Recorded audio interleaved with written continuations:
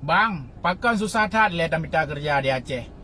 Tamat kuliah, habis je ke pengangguran dum. Nyan karena di Aceh memang hana lapangan kerja.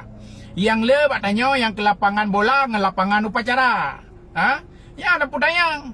Pat lapangan kerja, pat tak lamar kerja, hana po harap na di Aceh.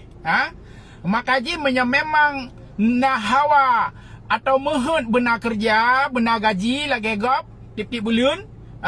Ya hana pupreh di Aceh. Hana pupreh na lapangan kerja di Aceh. Bekle fikir panjang. Kebah nang raja merantau.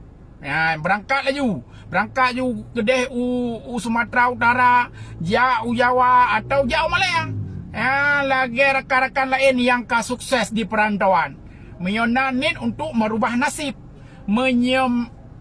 Kena preh tersedia lapangan kerja di Aceh. Nyan hana putah melumpuk. Putih janggut-janggut tu gelam tente nak kerja. Amban. Pakan laginya keadaan nanggro yang gara-gara karena para pemimpin di Aceh, para pejabat di Aceh hana mesti dropih yang jitim fikir untuk buka lapangan kerja ke rakyat. Dia waknyan asai keaman lapangan kerja droi kabere. Asai kali lanti demi Allah saya bersumpah. Alian tinggal preh tamang gaji tak ada di bulut. Alian tinggal pabe-abe rakyat. Tren pesawat.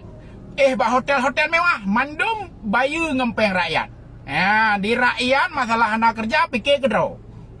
Ipegah tu ekonomi Aceh tidak maju-maju. Jalan di tempat hakiban pandai maju ekonomi. Rakyat menganggur, tidak bekerja.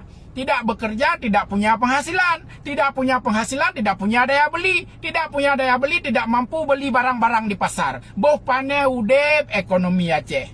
Yang kelagenyo, nasib Aceh. Yang kelagenyo keadaan Aceh lawinyo. Yamban.